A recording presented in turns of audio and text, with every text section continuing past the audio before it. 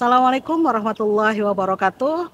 Bapak dan Ibu, saya ingin berbagi sharing tentunya terkait dengan pentingnya riset atau the important of the research in our life. Nah, bagi orang awam bahwa riset itu ketika mendengar ketakutan atau wah atau berat. Tetapi kita sebagai sivitas akademika, yaitu pendidik, harus mendeklarasikan, harus menyebarkan bahwa riset itu adalah sebuah kebutuhan dan mudah. Apakah riset hanya bisa dilakukan oleh sivitas akademika yang bersekolah atau berpendidikan secara formal saja? Baik, kita akan bahas terlebih dahulu bicara tentang apa itu sebetulnya riset atau penelitian. The important atau the purpose of the research. Tujuan riset itu apa sih? The answer of social problem in the world using the distinctive theoretical and the methodological.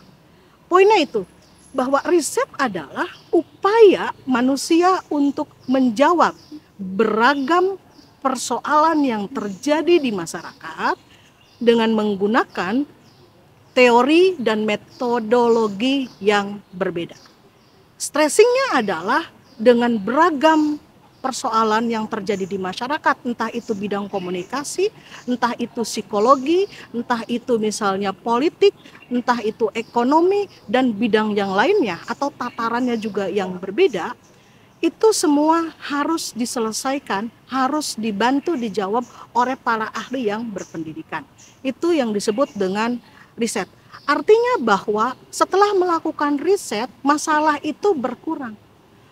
Logical thinkingnya adalah semakin banyak para pendidik, scholar yang melakukan riset, masalah di dunia ini harus makin sedikit. Itu poin penting dari filosofi riset. Nah, sebelum kita melakukan riset, Bapak dan Ibu, apa sih tujuan riset? Tentu yang pertama, kalau pada aspek struktural adalah syarat untuk menyelesaikan studinya. Kalau S1 adalah skripsi, kalau S2 itu misalnya tesis, kalau S3 itu disertasi. Tetapi yang informal juga bisa melakukan riset, kolaborasi riset. Bahkan sekarang trennya di level pendidikan SMP, SMA sudah dilakukan implementasi riset oleh Kementerian Pendidikan dan Budaya misalnya. Bapak dan Ibu, sebelum kita melakukan riset, ada persoalan yang terkait dengan bahan risetnya masuk pada common sense atau ilmu pengetahuan. Kalau common sense itu pada nalar seseorang saja. Kalau nalar seseorang saja, misal contoh bahwa mahasiswa itu ketika mau ke kampus kesulitan finansial, tidak punya ongkos, tidak punya membeli bensin, sehingga ketika masuk ke kelas misalnya dia bolos. Nah, tetapi apakah itu bisa dilakukan riset? Bisa dilakukan riset ketika dari proses common sense itu dirubah menjadi ilmu pengetahuan. Ilmu pengetahuan artinya adalah dari cara berpikir yang disusun secara sistematis, ada teori, ada metodologi, ada data dan fakta yang perlu kita olah. Nah, seperti apa dari common sense ke ilmu pengetahuan? Cek misalnya, keterlambatan punya uangnya apa? Apakah dia berbohong atau tidak? Teori mengecek berbohongnya misalnya, ada yang disebut dengan interpersonal deception theory dari Everett Roger. Apakah mahasiswa tersebut ketika menyampaikan alasannya itu uncertainty, tidak tentu, kemudian falsification, menyalahkan orang lain, atau evocation? Nah, hal-hal ketika ada kontekstual teori itu bisa dilakukan riset.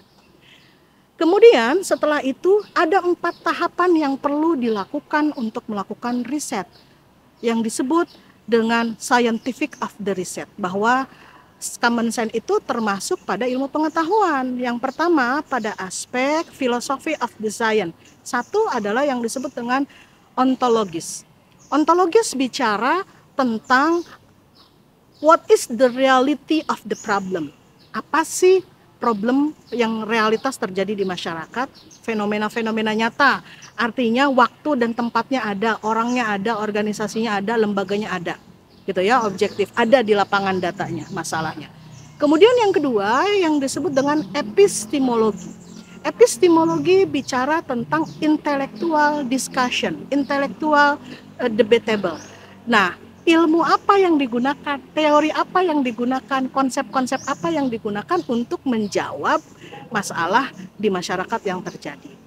Kemudian yang ketiga, itu disebut dengan metodologi. Metodologi itu bicara tentang bagaimana nih alat untuk menyatukan antara persoalan dengan teori melalui metodologi penelitian. Nah, setelah metodologi penelitian, Bapak dan Ibu, kembali bahwa ilmu pengetahuan itu seyogyanya bukan hanya di dalam kelas, di bangku kuliah, tapi lebih pada berfungsi secara nyata atau tidak terhadap masyarakat. Maka kata dalam Al-Quran, konteks Al-Quran ada surat At-Talaq ayat 2 sampai 3. Bunyinya seperti ini.